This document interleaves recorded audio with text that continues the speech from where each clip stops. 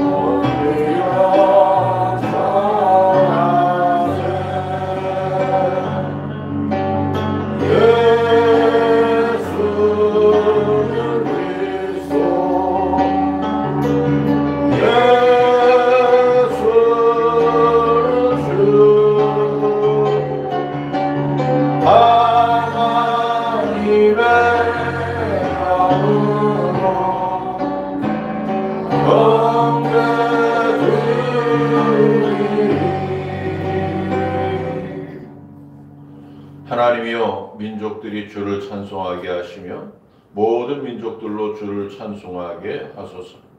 땅이 그의 소산을 내어주었으니 하나님 곧 우리 하나님이 우리에게 복을 주시리로다. 아멘. 인생의 발걸음을 인도해 주시는 주님, 무더위 속에서 모든 세상의 것들을 성숙하게 하시더니 이제는 가을바람에 열매를 거두는 풍요의 계절을 주심을 감사드립니다. 주님, 오늘 예배를 통하여 은혜의 빛을 더욱 밝게 비추어 주옵소서. 종을 통하여 주시는 말씀의 꼴을 더욱 풍성하게 먹을 수 있도록 우리 심령을 돌봐주시고 우리의 심령의 생수의 근원이 마르지 않게 하옵소서. 우리의 삶에 아름다운 신앙의 열매가 풍성하게 맺어지게 하옵소서. 우리 구주 예수님의 이름으로 기원하옵나이다. 아멘. 성삼위 하나님께 사도신경 드림으로 우리의 신앙을 고백합니다. 전능하사 천지를 만드신 하나님 아버지를 내가 믿사오며 그 외아들 우리 주 예수 그리스도를 믿사오니 이는 성령으로 잉태하사 동정녀 마리아에게 나시고 본디오 빌라도에게 고난을 받으사 십자가에 못 박혀 죽으시고 장사한 지 사흘 만에 죽은 자 가운데서 다시 살아나시며 하늘에 오르사 전능하신 하나님 우편에 앉아 계시다가 저리로서 산 자와 죽은 자를 심판하러 오시리라. 성령을 믿사오며 거룩한 공예와 성도가 서로 교통하는 것과 죄를 사하여 주시는 것과 몸이 다시 사는 것과 영원히 사는 것을 믿사옵나이다. 아멘. 자리에 앉아서 성시 교독하겠습니다. 교독문 10번, 시편 16편 말씀입니다.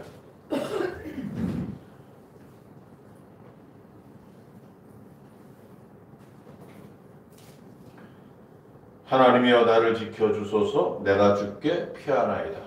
내가 여호와께 아뢰되 주는 나의 주님이시오니 주밖에는 나의 복이 없다 하였나이다. 땅에 있는 성도들은 존귀한 자들이니 나의 모든 즐거움이 그들에게 있도다.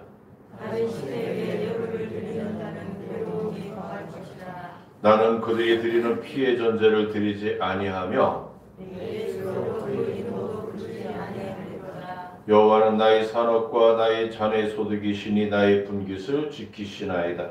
내게 줄로 채워준 구역은 아름다운 곳이시며 나의 겨울이 실로 아름답도다. 나를 훈계하신 여호와를 송축할지로다.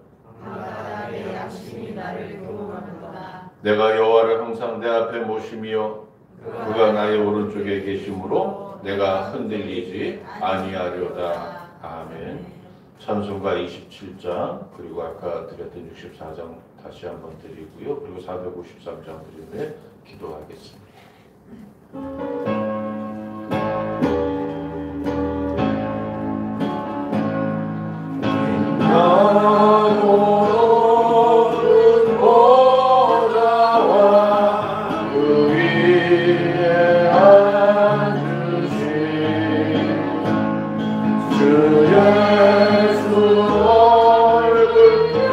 영광이 대박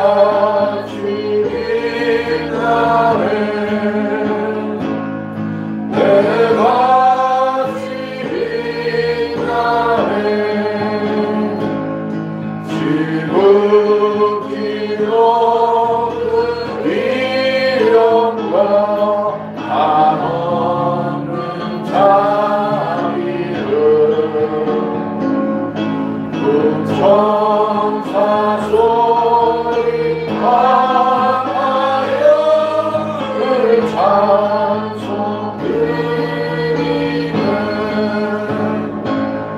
늘 찬송 드리네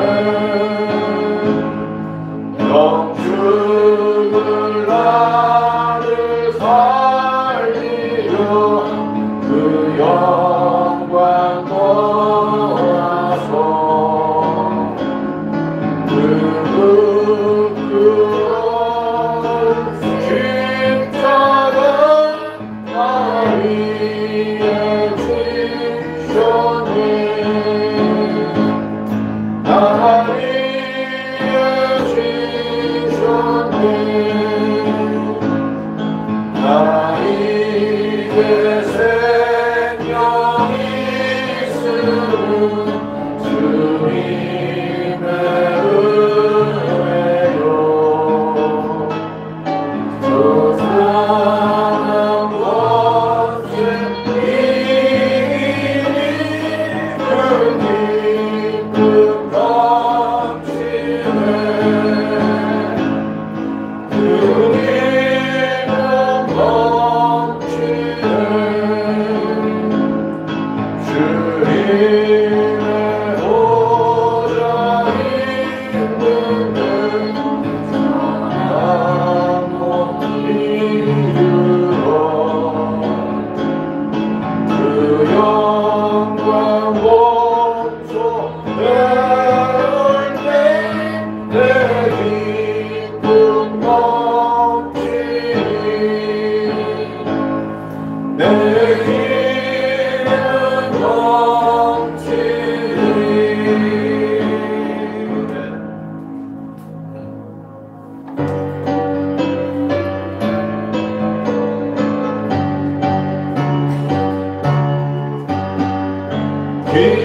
기뻐하며 경배하세 영광의 주 하나님 주 앞에 서리 마음 기영하는 곳 같아 죄와 슬픔 사라지고 의심 부름 거치니 변함없는 기쁨의 주 밝은 빛을 주시네 땅과 하늘 만물들이 주의 손짓 힘내고 별과 천사 노래 소리 끊임없이 들노만 물과 숲과 산과 골짜 물파리나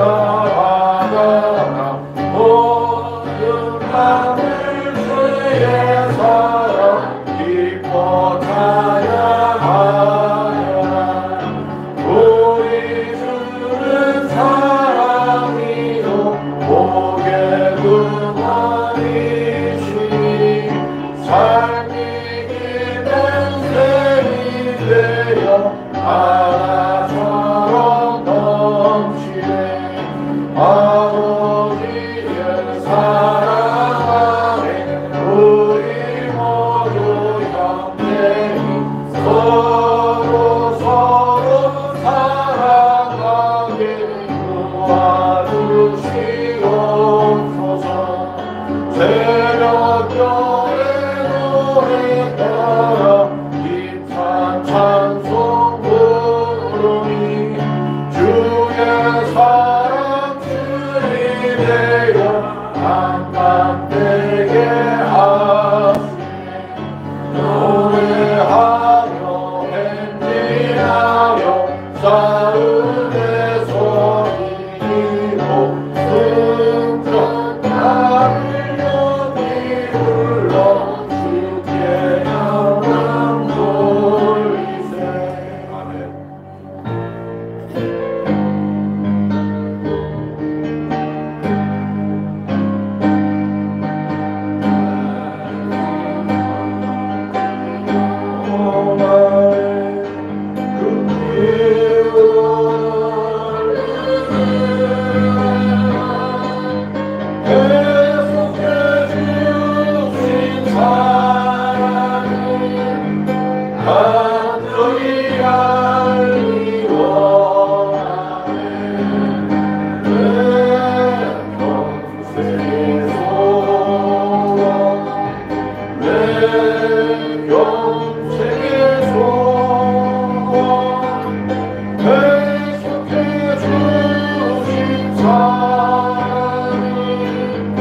간절히 알기 원하네. 성령이 스승되셔서 진리를 가르치시고 거룩한 뜻을 깨달아 예수를 알게 하소서.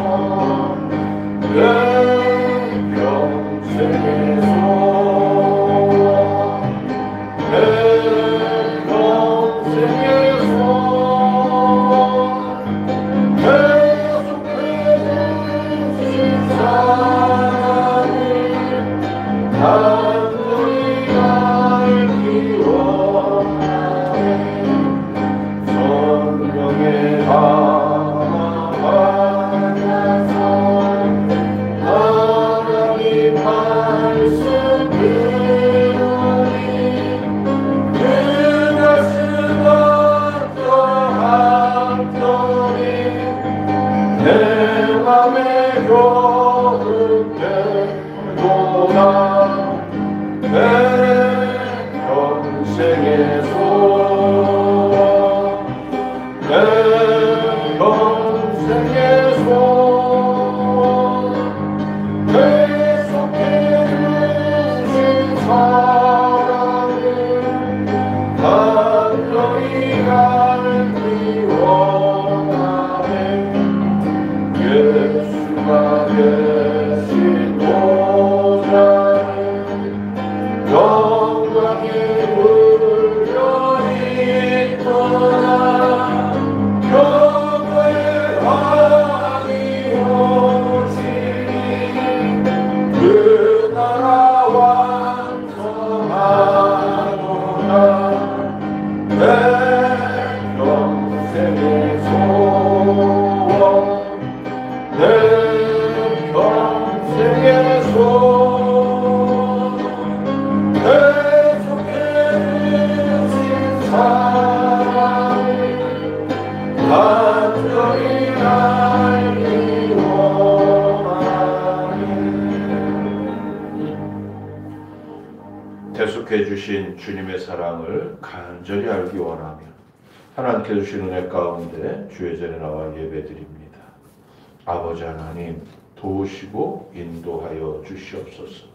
10월의 첫 주일, 이제 10월 2일 아침 주님께 나와 예배하는 주의 심령들을 주님 주장하여 주시고 주님을 통하여 하나님께 영광을 올려드리며 하나님께 주시는 놀라운 은혜 가운데 머무는 복된 저희의 삶이 되어질 수 있도록 인도하여 주시옵소서. 오직 주님을 바라봅니다. 오직 주님을 의지합니다. 아버지, 우리 미소교회를 주님께서 극진히 사랑하시오니 하나님께서 미소교회를 통하여 주시는 사명 이룰 수 있도록 주장하시고 아버지 인도하여 주옵소서. 미소교회가 지역사회에서 아버지 하나님 이제 사명을 감당하며 이 지역사회가, 이 나라가, 이 민족이 온전하여지고 하나님께 영광 돌리기에 부족함이 없는 은혜도 베풀어 주시옵소서. 주님, 저희는 오직 주님만을 의지하고 따르고 주님만을 믿고 사랑하며 아버지 험한 세상을 이겨내려고 애씁니다. 그러나 간혹 이 험한 세상에 온갖 유혹 가운데 노출될 때가 있음을 고백합니다. 아버지 하나님, 그때마다 함께 하시는 주님의 은혜를 저희가 주님의 인도하심과 붙잡아 주심과 지탱시켜 주심을 믿고 오직 기도로 하나님께 나올 수 있도록 주장하여 주시옵소서.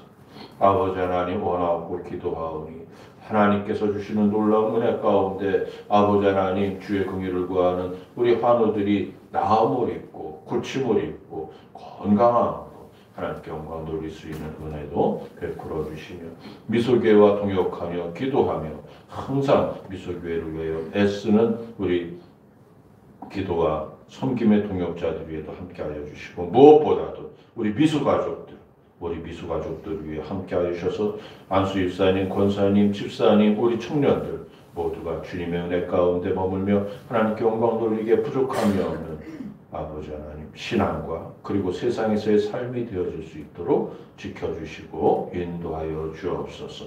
오늘 주시는 은혜 가운데 저희가 흠뻑 빠질 수 있는 귀하고 복된 예배의 시간 되기를 원합니다. 마치는 시간까지 주님 함께하여 주옵소서. 감사하고 예수님의 이름으로 기도하옵나이다. 아멘.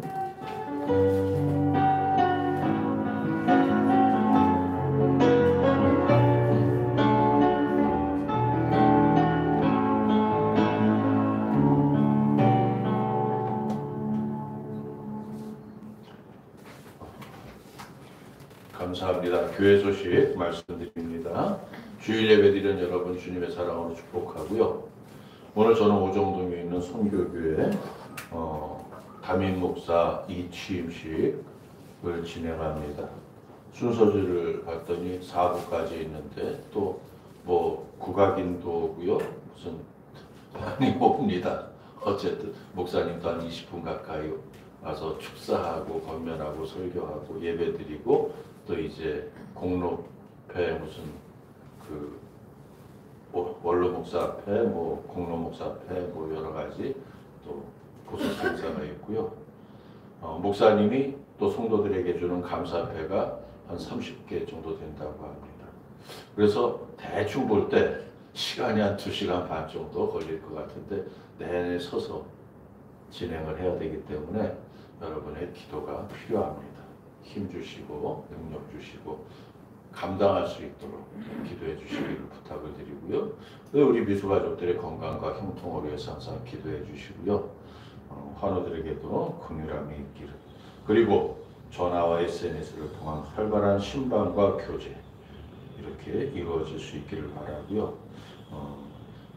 벌써 몇 주째 지금 도회 행사가 계속되면서 제가 은혜 영상을 올리지 못하고 있어서 마음이 안타까운데 이제 13일이면 일단 모든 게 끝나니까 13일까지 끝낸 뒤에 또 준비해놨던 이미 촬영해놨던 게 많이 있는데 편집을 못해서 못 올리고 있습니다. 이제 올릴 테니까 우리 유튜브 방송 많이 이제 전도에 활용해 주시기를 부탁을 드립니다. 어제 성만교회 목사님과 차를 타고 가면서 둘이 대화를 나눴는데 되게 부러워해요. 성만교회 목사님, 그 큰 교회 목사님이 자기도 개인 유튜브를 하는데 아직 100명이 안 됐대요. 그래서 얼마나 시간이 시작한 지 얼마 안 되셨겠죠 했더니 저보다 1년 먼저 시작하셨더라고요. 근데 거기 교인들이 뭐 몇천 명 되니까 늘 것 같은데 그렇게 안 들어오나. 이제 뭐 그러면서 이제 부러워하는 말씀도 하셨는데 저는 그분이 부럽습니다. 이제 그리고 많이 뭐 사실 부러울 건 없죠. 각자의 소명 가운데 섬기는 거니까요. 어쨌든 그렇게 우리가 신앙생활 해나가면서 또 성장하는 것이죠. 오늘 주시는 하나님의 말씀 베드로후서 3장 12절로 18절 우리 지성민 청년 봉독해 올립니다.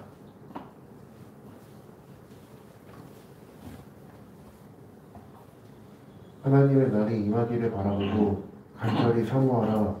그날에 하늘이 불에 타서 부러지고 물질이 뜨거운 불에 녹아지려니와 우리는 그의 약속대로 의가 있는 곳인 새하늘과 새 땅을 바라보도다. 그러므로 사랑하는 자들아 너희가 이것을 바라보나니 주 앞에서 점도 없고 흠도 없이 평안 가운데서 나타나기를 힘쓰라. 또 우리 주의 오래 참으심이 구원이 될 줄로 여기라. 우리가 사랑하는 형제 바울도 그 받은 지혜대로 너희에게 이같이 썼고 또 그 모든 편지에도 이런 일이 관하여 말하였으되 그 중에 알기 어려운 것이 더러 있으니 무식한 자들과 굳세지 못한 자들이 다른 소견과 같이 그것도 억지로 풀다가 스스로 멸망에 이르느니라. 그러므로 사랑하는 자들아 너희가 이것을 미리 알았은즉 무업한 자들의 미혹에 이끌려 너희가 굳센 데서 떨어질까 삼가라. 오직 우리 주 곧 구주 예수 그리스도의 은혜와 그를 아는 지식에서 자라가라. 영광이 이제와 영원한 날까지 그에게 있을지어다. 아멘. 감사합니다. 자, 오늘 설교의 제목이 오래 참고 기다리시는 분입니다. 요즘 경조사가 참 많이 있습니다. 가을이라 그런지 결혼식이 줄을 잇고 있고요. 어제도 있었고 다다음 주에도 있고 또 이제 11월 달에는 저 따로 저 따로 또 따로 가야 될 그런 이야기. 또 그 사이에 또 뭐가 또 올지 모르죠. 근데 물론 장례식 갈 일도 생깁니다. 그런데 이제 주초에 목사님들과 대화를 나누는데 어느 사이에 우리나라의 평균 연령이 이렇게 높아졌는지 모르겠다는 이러한 말을 합니다. 얼마 전만 해도 정말 얼마 전만 해도 장례식장에 가서 고인들의 연세를 보면은 뭐 70대, 80대 뭐 이런 정도 많이 있었는데 이제 그 노안으로 돌아가신 분들. 근데 요즘에 목사님들이고 부모님이나 장인 장모의 부고를 받고 장례식장에 가면 고인의 연세가 95세 전후인 경우가 거의 다 그렇습니다. 97세, 뭐 93세, 뭐. 그래서 우리도 건강관리 잘하면 한 90까지 살 수 있을까? 뭐 저 젊은 목사님은 한 100살까지 도전해보라고 이제 이러한 이야기도 했는데요. 세상에서 오래 살면 호상이라고 하고 일찍 죽으면 악상이라고 합니다. 노안으로 죽으면 호상이라고 하고 사고로 죽으면 악상이라고 합니다. 인간적으로 보면 참 안타까운 죽음, 유족들의 슬픔이 느껴지는 그러한 장례식이 있고요. 그냥 평안한 장례식이 있죠. 그러나 하나님의 자녀들에게는 사실 그런 개념 자체가 없어야 합니다. 우리 인생을 주관하시며 모든 것을 선하게 역사하시는 하나님의 계획에 의해서 우리 육신의 삶이 맞춰지는 것이기 때문입니다. 하지만 분명한 것은 어떤 경우이든 육신의 헤어짐은 슬픈 일이라는 사실입니다. 이 땅에서 믿음 생활을 잘하면 훗날 천국에서 만나 영원히 함께 하시게 될 것인데 그렇다면 아무리 길어야 고작 몇십 년에 불과한 그 육신의 이별이 그렇게 아프고 아린 모양입니다. 어떤 분은 백수를 누리고 어떤 분은 20, 30대에 죽습니다. 그럼 이 땅에서 살아온 삶의 그 시간이 길게는 뭐 7, 80년 이상 차이가 날 수도 있죠. 하지만 영원한 삶을 살게 되는 천국에서는 그 고작 몇십 년, 100년도 안 되는 그 시간이 무슨 의미가 있겠습니까? 하나님 보시는 것은 이 땅에서 얼마나 하나님을 잘 믿으며 얼마나 열심히 살았는가, 얼마나 많은 상급을 쌓았는가 하는 거죠. 어제 노예 장로고시를 치렀습니다. 각 교회에서 장로로 피택된 안수집사들이 모여서 1시간 동안 성경과 헌법과 일반 상식 이 세 과목 필기 시험을 치렀습니다. 면접까지 모두 4과목이었는데 모두 무난히 합격했습니다. 우리 교회는 목사고시와 전도사고시를 아주 엄격하게 보지만 장로고시는 형식적으로 봅니다. 왜요? 주일학교 몇 년만 다니고 한글만 하면 다 풀 수 있게 그렇게 문제를 냅니다. 왜냐하면 이미 믿음으로 자기 교회에서 인정받고 피택된 분들인데 시험 문제 좀 못 풀었다고. 특히 어제는 이제 속된 말로 가방끈이 좀 짧은 분들이 여러 분 계셨는데 시험 문제 못 풀었다고 노예에서 떨어뜨린다는 것은 말이 안 되기 때문입니다. 세상의 가방끈보다는 믿음이 더 중요하잖아요. 그렇기 때문에 다만 면접 태도가 지극히 불량하다 이럴 때는 문제가 되겠지만 어제 그런 분은 안 계셨습니다. 근데 이제 응시자의 나이가 천차만별이었고요. 1950년생부터 70년생까지 20년 차이가 났습니다. 1950년생이면 73살이죠. 우리 나이로. 다른 교단에선 장로 안수가 불가능합니다. 하지만 백석은 정년이 75세라, 만 75세라, 만으로 하면 3년은 시무장로로 섬길 수 있기 때문에 이분도 이제 합격을 드렸죠. 제가 이분들의 신앙 고백서를 다 읽고 면접을 하면서 또 이제 면접은 이제 저는 말석에 앉아 있었고 우리 고시위원장, 부총회장님과 이제 그 진경도 회장님들이 면접을 하셨는데 뭐 그걸 발설할 수는 없죠. 요하루도 뭐 그 내용을 이야기할 수 없는데 근데 정말 재미있는 하나만 말씀을 드리면요. 한 분이 사우디를 가게 됐습니다. 사우디를 가게 됐는데 그때 큰 춤바람이 막 사우디가 그 근로자들 부인들이 춤바람이 막 나가지고 막 갖고 온 돈 다 탕진하고 막 이럴 때 그런 일들이 많이 있을 때 이분이 사우디를 가면서 내 아내를 어떻게 3년 동안 이렇게 좀 잘 있게 할 수 있을까 생각을 하다가 누구 얘기를 듣고 교회를 보내면 된다.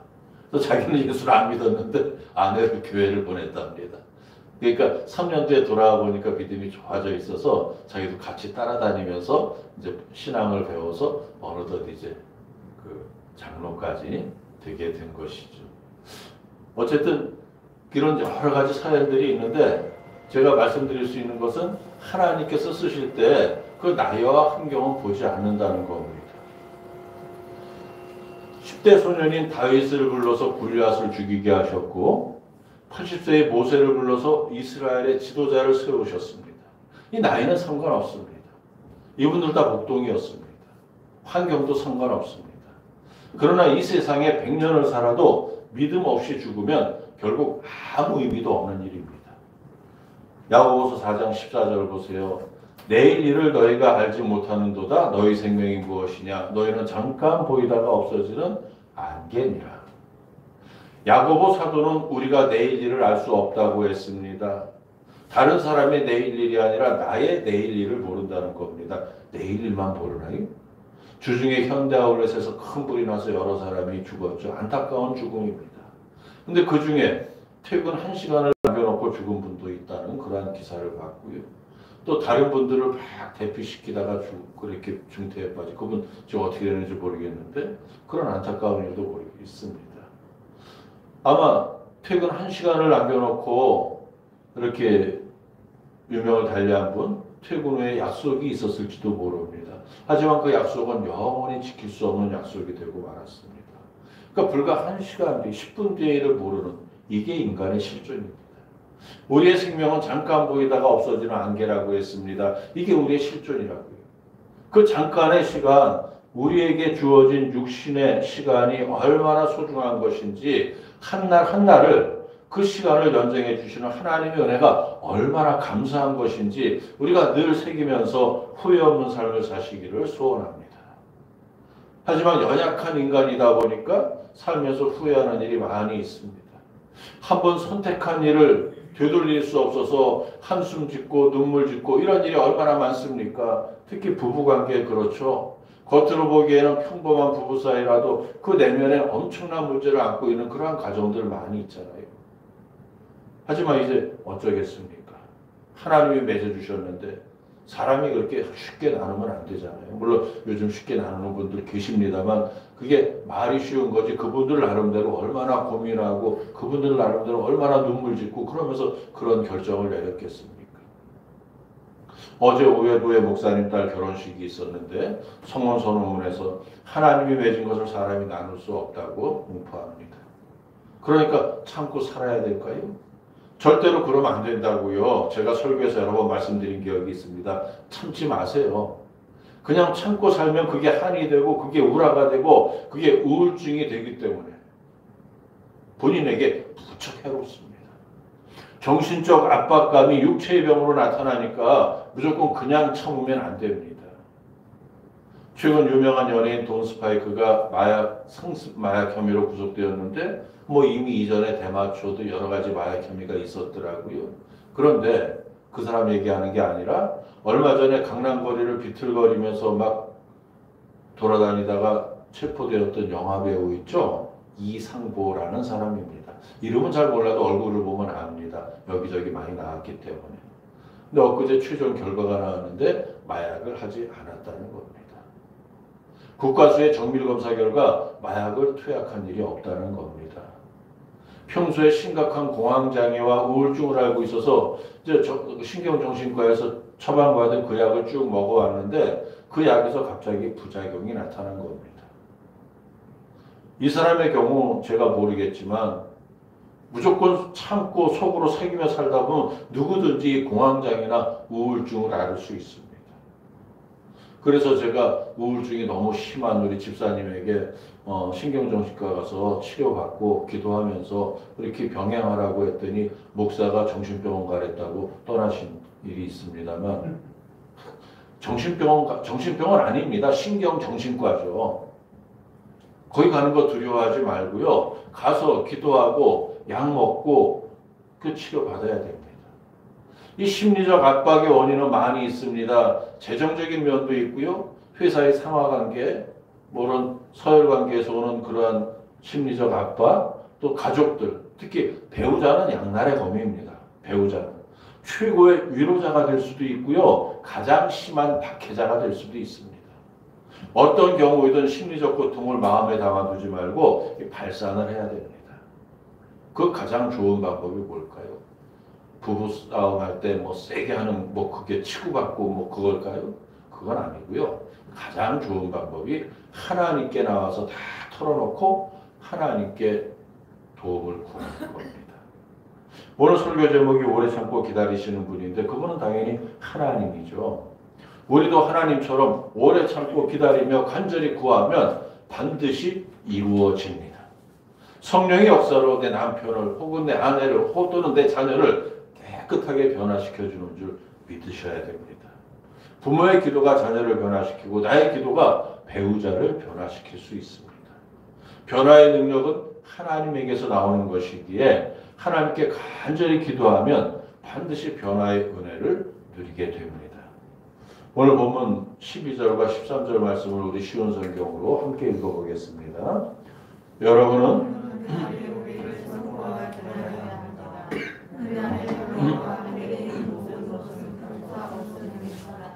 하나님께서 우리에게 약속하셨습니다. 정의가 살아있는 새하늘과 새 땅을 우리에게 주시겠다고 말입니다. 아멘.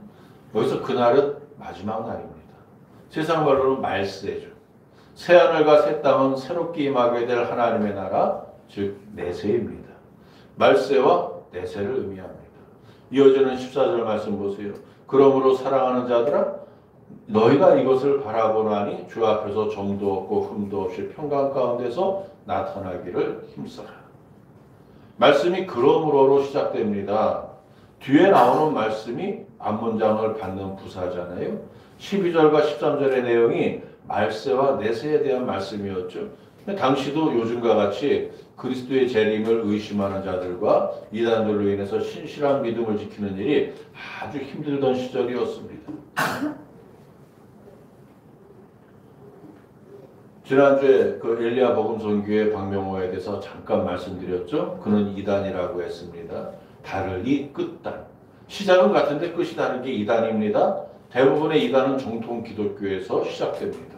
그러다가 바꾸어지는 것이죠. 그래서 곁길로 빠집니다. 남대문 교회의 신실한 청년이 가짜 장로가 되어서 만든 천부교. 장로 장립을 받긴 받았어요, 정식으로. 근데 담임 목사님이 겁박해가지고 받았습니다. 천부교, 그 신앙촌의 박태선이 그런 이단의 대표적인 인물이고요. 통일교도 기독교 사상으로 출발했기 때문에 이단이라고 합니다. 지난주에 말씀드렸던 할렐루야 기도원도 마찬가지입니다.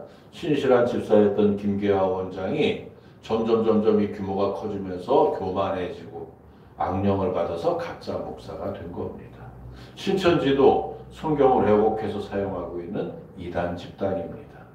이렇게 이단을 엄격하게 나누면 교리적인 이단과 윤리적인 이단이 있는데 윤리적으로 문제가 없지만 교리가 전혀 다른 경우, 또 교리적으로 문제가 없지만 윤리적으로 문제가 있는 경우. JMS인가요? 그 저기 정명석이는 그 성 문제로 그 성범죄로 감옥살이하고 나온 지 얼마 안 됐는데 다시 구속됐습니다. 똑같은 죄목으로요. 근데 대부분의 이단이요, 교리적 문제와 윤리적 문제가 같이 나타납니다. 그렇다면 사이비는 무엇입니까? 이단과 비슷하면서 다른 면이 있죠. 기독교 교리가 섞여 있지만 다른 종류의 교리도 함께 사용하는 짬뽕. 즉 기독교와 이슬람과 불교와 힌두교와 유교 뭐 여러 종교를 다 모아서 만든 그런 이상한 교리로 혹세무민하는 집단들. 이 대표적인 사이비가 누굽니까? 길거리에서 도를 아십니까? 얼굴에 무슨 뭐 인상이 어떻습니다. 뭐 이러고 말 거는 사람들. 대표적인 그 사이비 집단입니다. 기독교의 하나님이나 불교의 석가모니나 이슬람의 알라가 다 하나라고 주장하는 집단도 있는데 이들도 다 사이비의 범주에 들어갑니다. 뭐 불교나 뭐 예컨대 다른 종교들은 뭐 그냥 종교라고 보죠. 이단 사이비라고 보진 않죠. 어쨌든 초대기의 시절에도 마찬가지였습니다.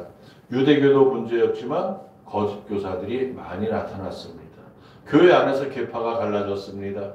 바울과 아볼로, 베드로, 이들 뭐 바울파, 아볼로파, 베드로파 등등 파벌을 키워나가는 겁니다. 그래서 바울도 이 문제를 지적한 게 있는데 고린도전서 1장 12절 보니까 내가 이것을 말하거니와 너희가 각각 이르되 나는 바울에게 나는 아볼로에게 나는 게바에게 나는 그리스도에게 속한 자라 한다는 것이. 게바는 베드로고요. 그리스도는 예수님이죠. 다 이렇게 팔을 가르는 겁니다. 그래서 바울이 쭉 설명을 한 다음에 3장 6절 7절에서 이렇게 말합니다.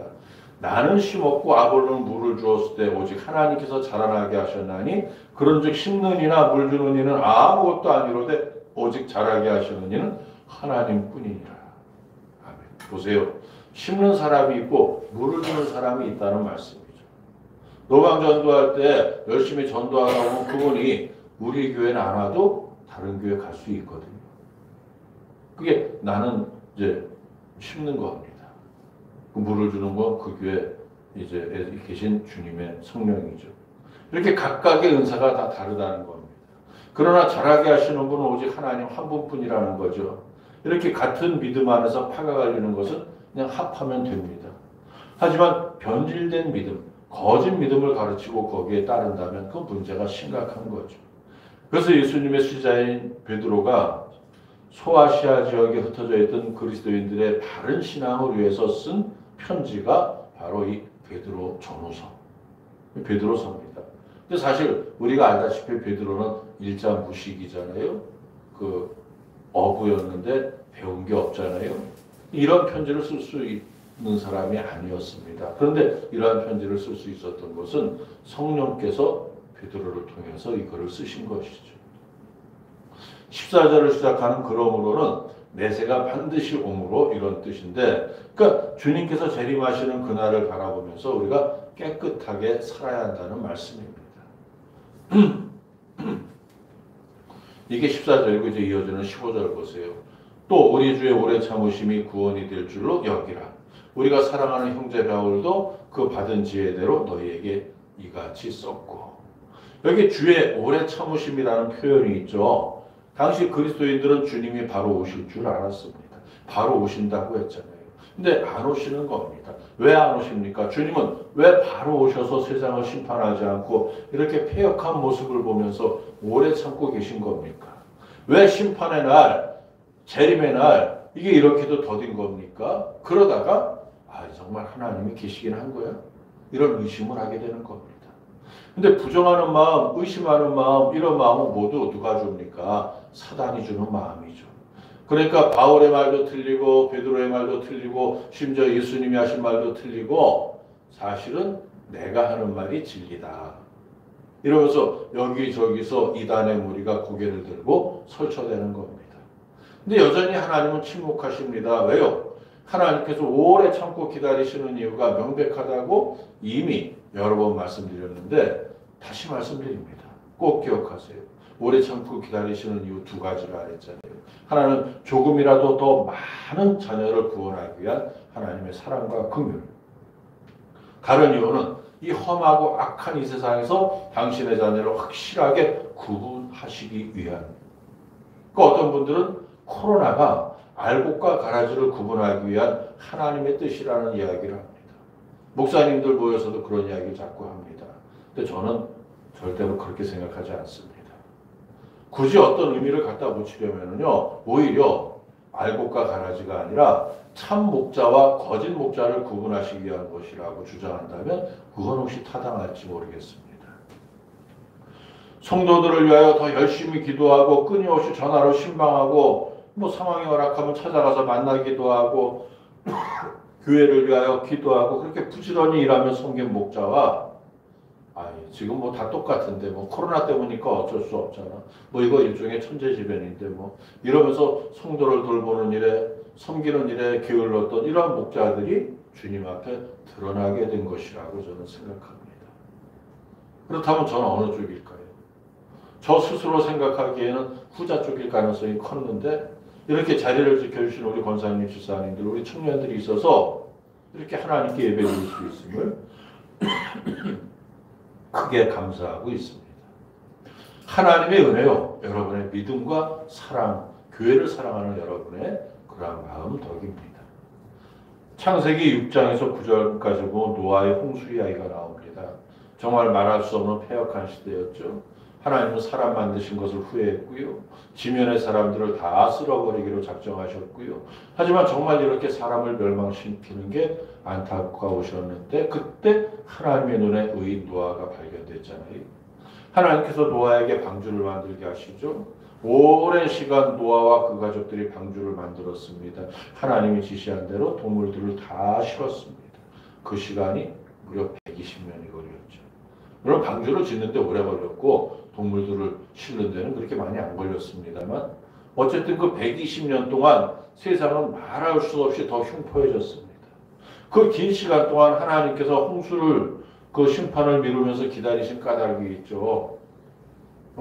어떤 사람들은 방주가 완성되지 않았기 때문이라고 하는데 하나님께서 능력 주시면 많이 단축할 수 있었을 겁니다.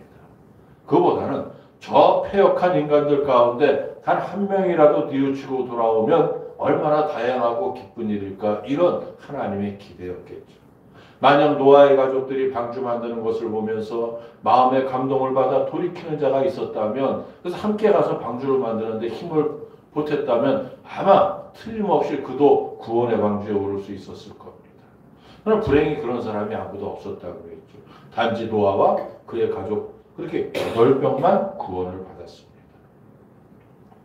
하나님께서는 방주를 만드는 과정을 통해 조금 참으시면서, 오래 참으시면서 조금이라도 더 많은 의인이 나오기를 기다리셨지만 결국 구원받을 의인과 멸망한 악인을 확실히 구분하는 결과를 낳았습니다. 그리고 바로 이것도 하나님께서 오래 참고 기다리시는 이유입니다. 예수님의 재림이 늦어지는 이유도 마찬가지죠. 오래 참고 기다리기 때문입니다. 하나님께서는 하나라도 더 많은 사람이 하나님을 찾게 되기를 바라십니다.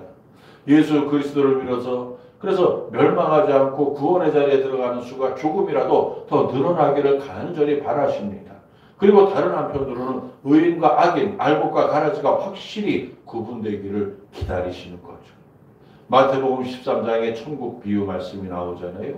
좋은 씨를 밭에 뿌린 사람들이 일을 마치고 이제 잘 때 밤에 원수가 몰래 찾아와서 좋은 씨를 뿌려놓은 밭에 가라지를 덧뿌리고 가죠. 뒤에 종들이 가라지를 보고 주인에게 뽑아버리겠다고 하자 주인이 말리잖아요. 왜 말립니까? 가라지를 뽑으려다가 곡식까지 뽑게 될 수 있기 때문입니다. 그러니까 그냥 다 자랄 때까지 내버려두라고 합니다.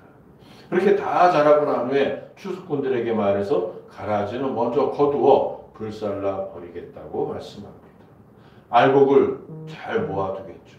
이렇게 알곡과 가라지가 확실히 구분될 때까지 참고 기다렸다가, 그렇게 오래 참고 기다렸다가 그때 심판하겠다는 말씀입니다. 그렇다면 잘 생각해 보세요. 대단히 죄송한 말씀입니다만 냉정하게 한번 돌아보세요. 과연 우리 중에 가라지가 있습니까? 없습니까?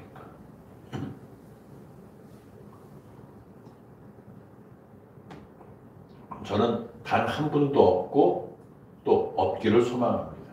없다고 믿고요. 하지만 그것은 하나님의 영역이라 우리가 알고 판단할 수 없는 일입니다. 그러나 만에 하나라도 자신을 가라지라고 생각하는 분은 없으시길 바랍니다. 비록 지금 좀 가라지와 같은 모습을 보일지라도 말씀 안에서 잘 익으면 알곡이 되는 겁니다.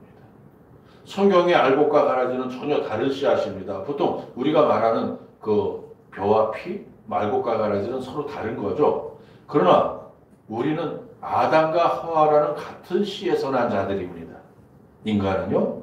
그렇기 때문에 우리 가운데는 누구라도 알곡이 될 수 있고 가라지가 될 수 있는 겁니다. 실제 알곡과 가라지와는 이제 좀 개념이 다르다는 것이죠. 보기에는 분명히 알곡이었는데 알고 보니까 가라지인 사람도 있고요. 속으로 보니까. 그 반대의 사람이 있을 수도 있죠. 아무리 봐도 보기에는 가라지 같은데 누구보다도 튼실한 알곡이 있을 수 있다는 겁니다. 과거에 이천에서 목회하던 친구에게서요, 그 고등학교를 졸업한 청년을 소개받았습니다. 아주 신실한 청년인데 저에게 좀 취직을 시켜달라는 겁니다. 그래서 제가 회사로 불렀습니다. 기숙사에서 살게 하고요. 딱 한 달 만에 다 벌어놨습니다. 아주 난잡한 그런 생활을 하는. 그리고 우리 그 기숙사 직원들까지 막 물을 들여놓고 그래서 제가 쫓아버렸습니다. 그랬던 기억이 있습니다. 겉으로 봐서 모르는 건 교회에서만 봐서는 모르는 겁니다. 그 담임 목사 제 친구는 정말 신실한 청년이라고 생각했는데 와서 처음에 며칠은 그렇게 신실한 모습을 보이더니 아름아름 사장인 제 귀에 들어오기까지 한 달도 안 걸렸습니다. 그 생활이 아주 문란하고 나쁘다는 거죠. 근데 스스로 생각하기에 그러니까 아무리 봐도 가라지 같은데요. 또 누구보다 알복이 있을 수도 있는 겁니다. 그 반대의 경우죠. 스스로 생각하기에 지금까지 가라지의 삶을 살아왔다고 해도 괜찮습니다. 그 사실을 한 지금부터 알복이 되기 위해서 노력하면 되거든요. 근데 지금부터 당장 알복이 되기 위한 노력을 하지 않고요. 시작하지 않고요. 내일부터 아니면 내년부터 아니면 내가 하던 일 좀 맞춰놓고 그때부터 열심히 예수 믿으면서 내가 알복이 되겠다고 생각한다면 그는 영원히 가라지의 신세를 벗어나지 못합니다. 사단이 그에게 계속 내일부터라는 마음을 줄 것이고요. 계속 해야 할 일들을 만들어 줄 것이기 때문에 그렇습니다. 다이어트 중에 좋아하는 음식을 딱 봤을 때 나는 다이어트 하고 있는데 가족이나 친구가 먹음직스러워 평소에 내가 아주 좋아하는 음식을 딱 차려놨을 때 보이는 반응에 대한 설문이 있었죠. 가장 많은 반응이 이거였습니다. 다이어트 내일부터 한다. 내일부터 다이어트 한다. 그러니까 내가 지금 한 달째 다이어트 중이었지만 일단 중지하고 이건 먹고 내일부터 다시 다이어트 하겠다. 이게 가장 많은 반응이었다고 합니다. 그렇다면 이런 사람은 다이어트에 성공할 수 있을까요? 아마 불가능하겠죠. 신앙도 마찬가지입니다. 깨달아 알았을 때 바로 당장 시작하지 않으면 절대로 못합니다. 사단이 계속 일을 만들어주고 잡념을 넣어주고 일정을 조정해주거든요. 야, 너 지금 교회 갈 때야? 야, 웃기지 마. 저기 친구 무슨 중요한 일이 있는데 거기 가야지. 너 지금 교회 갈 때야? 아니야. 너 너무 피곤해. 오늘은 좀 쉬어야지. 갈 곳이 생기고 어쩔 수 없는 사정이 생깁니다. 그걸 끊어내고 주님 앞에 나와야 비로소 믿음의 진보를 이룰 수 있습니다. 그러니까 내가 알고게 되고 있는지 아니면 영영 가라지인지 그 내가 하기에 달린 겁니다. 다시 말씀드립니다. 이미 알곡으로 단단히 어물어가고 있는 우리 미수 가족이 아니라 앞으로 이제 이 편집된 영상을 보게 될 제 구독자들 혹은 이제 유튜브 보는 분들에게 말씀드립니다. 비록 이제까지의 삶이 가라지와 같았다고 해도 그것을 스스로 인식할 능력이 있다면 이제 얼마든지 알곡으로 변화되는 삶을 살 수 있다는 사실을 분명히 믿으셔야 됩니다. 한국교회 초기에 유명한 목사님들 가운데 김익두, 이기풍 같은 목사님들이 있었습니다. 그들은 비록 예수를 믿지 않았지만 그저 세상적으로 판단하면 가라지들이었습니다. 왜요? 그들은 진짜 깡패들이었거든요. 깡패들. 그러나 그 깡패들이 복음을 받아서 변화되었죠. 그 후에 누구보다도 열심히 전도하며 튼실한 알곡으로 변모되었습니다. 그 뒤에도 김태춘이라든가 조양은이라든가 최근에 깡패들이 변화되어서 예수 믿는다라고 신우회도 조직하고 막 그랬지만 그들은 알곡이 되지 못했습니다. 다시 일생활로 돌아갔죠. 그러나 김익두, 이기풍 같은 목사님들은 선교사님들을 괴롭게 하는 사단에서 이름난 부흥사로 한 시대를 이끌어간 주의 종으로 변화되었습니다. 누구라도 그렇게 될 수 있습니다. 14절을 쉬운 성경으로 봅니다. 사랑하는 여러분, 그날을 기다리며 죄를 멀리하고 흠없이 살도록 노력하십시오. 하나님과 평안 가운데 거하시기 바랍니다. 이 말씀과 같이 지금부터라도 죄를 멀리하기 위해서 열심히 노력해야 합니다. 하나님 앞에서 흠없는 생활을 하기 위해서 최선을 다해야 합니다. 그러면 성령께서 평안을 주십니다. 그러면 어떤 가라지라도 알곡으로 환골탈퇴하고요 구원받게 됩니다. 주님의 기본적인 속성이 사랑이잖아요. 그 사랑의 마음으로 우리가 모두 구원받기를 바라시기 때문에 주님 앞에서 흠없고 깨끗한 사람을 내칠 리가 없습니다. 과거에 흠이 많았지만 예수의 보혈로 깨끗하게 된 사람. 13절, 15절을 쉬운 성경으로 우리 함께 읽어봅니다. 우리 주님의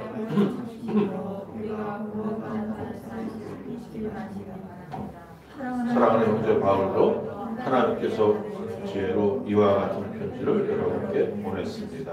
아멘. 주님이 오래 참으셨다고 합니다. 그래서 우리를 구원의 자리로 불러주셨습니다. 주님은 더 많은 사람이 구원받기를 바라십니다. 그래서 여전히 참고 기다리시는 겁니다. 세상이 더 사악해지고 날마다 폐역해지지만 주님은 반드시 오십니다. 이 땅에 반드시 재림과 심판의 날이 옵니다. 중요한 사실은 그날 바로 그 시간, 그 이후에는 기회가 없다는 겁니다. 재림이 있고 난 후에 울고불고 회개해봐야 소용없다는 겁니다. 오래 참고 기다리신 하나님께서 심판을 명하시는 그날 그 순간 그 후에는 기회가 없습니다. 누구도 언제일지 모를 그날을 안다고 하면 그는 틀림없는 이단입니다. 그러기에 우리는 누구도 그날을 알 수 없습니다. 그러기에 우리가 더욱 알고 되기 위해서 힘써야 됩니다. 그날이 바로 오늘일지 100년 후일지 언제일지 모르기 때문에 언젠가 불현듯 닥칠 그날을 맞아서 후회하지 않으려면 바로 오늘이 그날과 같은 삶을 살아야 합니다. 그러기 위해서 단 한순간이라도 죄를 멀리하고 흠없는 삶을 살아야 합니다. 만약 흠이 많은 몸으로 가라지의 모습으로 그렇게 재림의 심판을 맞으면 어떻게 될까요? 우리는 그럴 리 없겠지만 우리 주변에 아직 구원받지 못한 사람들 많죠. 말라기 4장 1절 말씀 보세요. 만군의 여호와가 이르노라 보라 용광로 불같은 날이 이르리니 교만한 자와 악을 행하는 자는 다 지푸라기 같을 것이라 그 이르는 날에 그들을 살라 그 뿌리와 가지를 남기지 아니할 것이로되. 용광로 불같은 날 심판의 날 그날 교만한 자와 악을 행하는 자 즉 가라지 같은 악인들을 말하는데 여기 지푸라기가 무엇입니까? 이사야서 47장 14절에 더 분명한 말씀이 나옵니다. 보라 그들은 초계 같아서 불에 타리니 그 불꽃의 세력에서 스스로 구원하지 못할 것이라. 이 불은 덮게 할 숯불이 아니요 그 앞에 앉을 만한 불도 아니니라. 본문 앞에 기록된 말씀을 쭉 읽어보니까 여기서 가리키는 그들은 악을 의지하는 자들입니다. 그들이 초계와 같이 불에 탄다고 합니다. 이 초계가 바로 지푸라기입니다. 지푸라기나 건불. 그것을 불 속에 넣어보세요. 순간도 없이 순식간에 흔적도 없이 사라지고 맙니다. 그렇게 아등바등 살아왔는데 결국 이렇게 불타 사라지면 그 얼마나 허망합니까? 우리는 물론이요. 우리가 아는 사람들 누구도 이렇게 되지 말아야죠.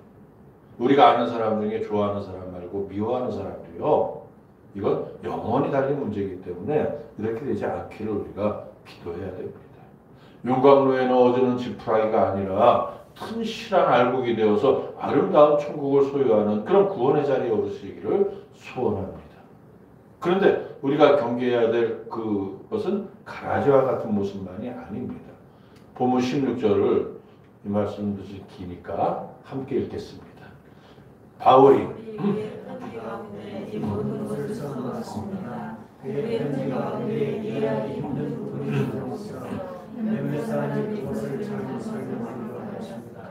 무식하고 믿음이 약한 사람들은 다른 성경도 잘못 해석합니다.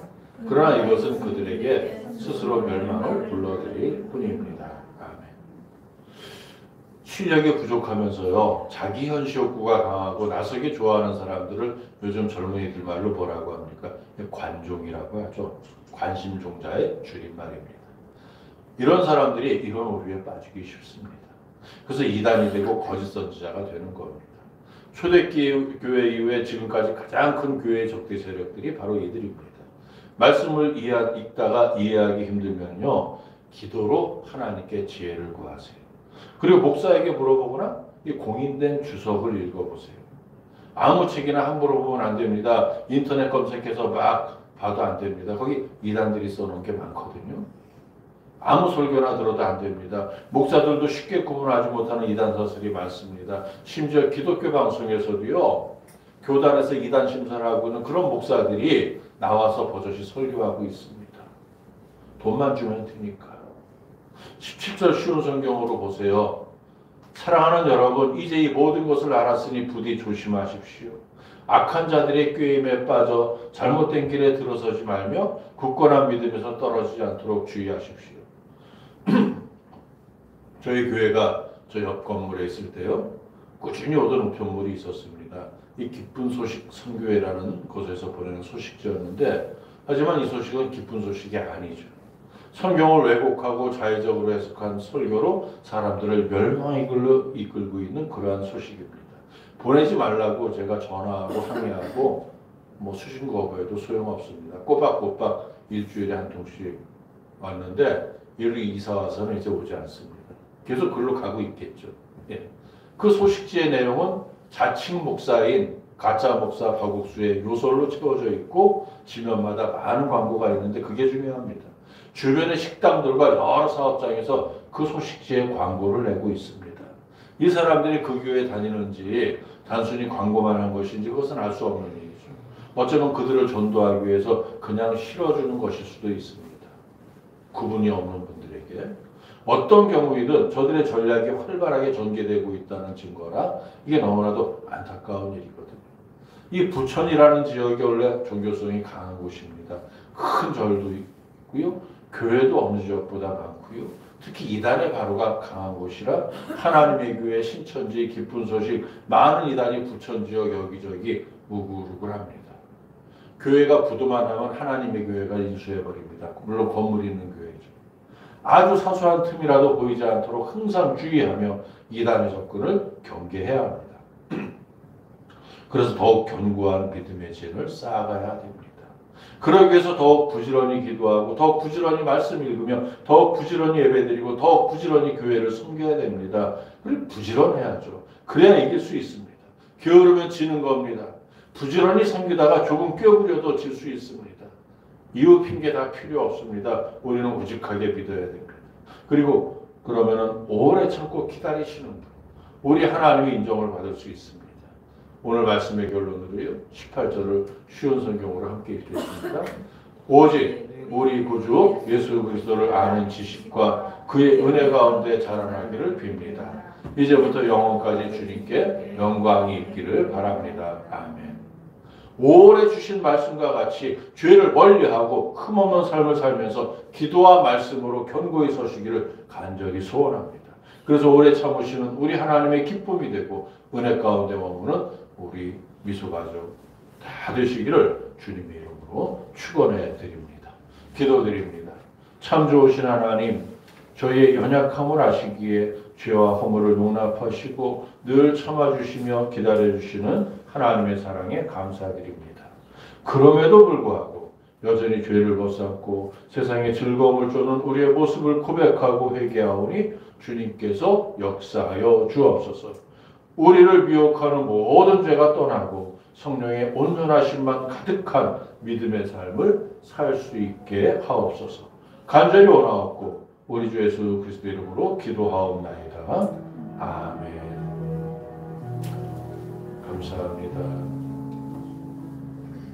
우리 앞뒤로 인사 나누겠습니다. 좋은 알곡 되세요. 좋은 알곡 되세요.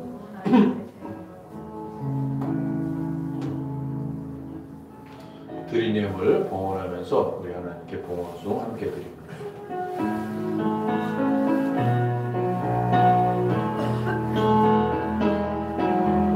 내 마음과 내 영과 내 소유를 주께 드리기 원합니다. 주여 내 모든 것을 받으시고 인도하소서.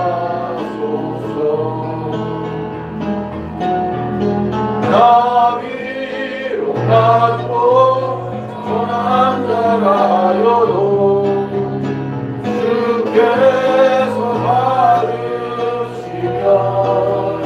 나의 가진 모든 것을 주께 드리리라. 주여 날 받아주소서.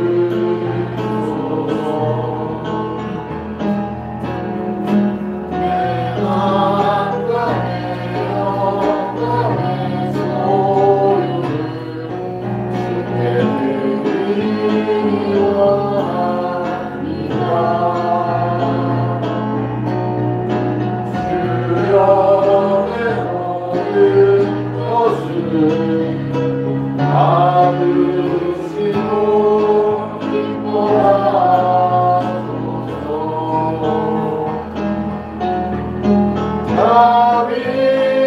낮고 험한 자라여도 주께서 받으시며 나의 많은 돈을 없으니 내리리라 주여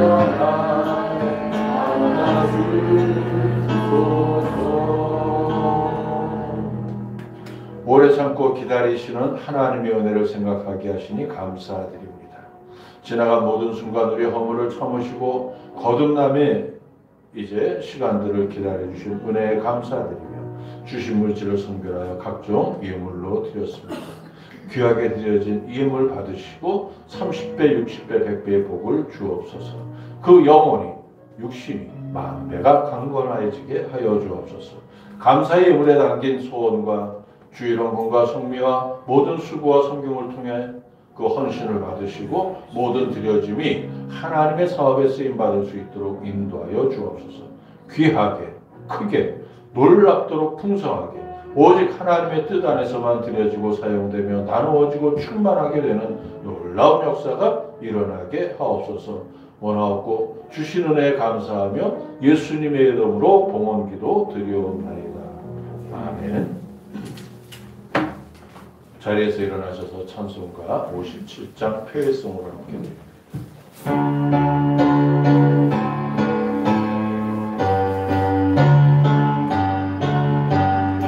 오늘 주신 말씀에 새 힘으로서 세상으로 나가서 살아갈 때에 나 혼자 힘으로 의주하오니 주여 나를 도우사 승리하게 하소서.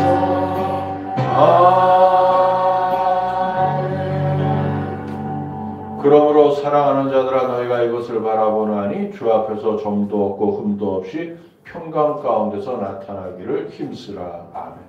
지금은 우리 주 예수 그리스도의 은혜와 하나님 아버지의 사랑과 보혜사 성령님의 내주 감화감동 교통하심이 오래 참고 기다리는 하나님의 은혜에 감사하는 자녀들 위에와 우리 미수가족의 건강과 가정과 사업장과 회사와 학교와 병원과 모든 삶의 터전 위에 이 나라와 민족 위에 주께서 세우신 미소교회 위에 사랑하는 기도의 동역자들 위에 주의 긍휼을 구하는 환우들 위에 이제부터 영원까지 항상 함께 계실지어다.